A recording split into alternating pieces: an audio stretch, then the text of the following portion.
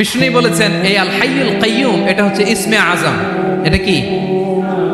যে ইসমে আজম দিয়ে দোয়া করলে আল্লাহ দোয়া কবুল করে, আল্লাহর কাছে কিছু চাইলে আল্লাহ দেয়।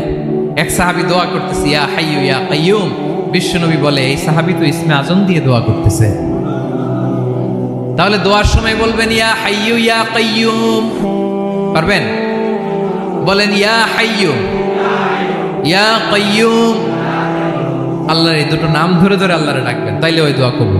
পারা যাবে? বিশ্বনবী দোয়াতে বলতেন ইয়া হাইয়ু ইয়া কাইয়ুম বিরহমাতিকা আস্তাগীথ আসলিহ লি শা'নি কুল্লাহু ওয়া লা তাকিলনি ইলা নাফসি তারফাতা আইন।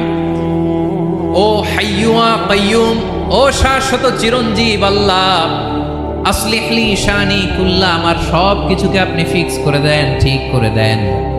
এক পলকের জন্য, এক চোখের পলকের জন্য আমার কোনো কাজ আপনি আমার উপর ছেড়ে দিয়েন না, সব কাজ আমি আপনার কাছে সুপর্দ করে দিলাম। সুবহানাল্লাহ পড়েন।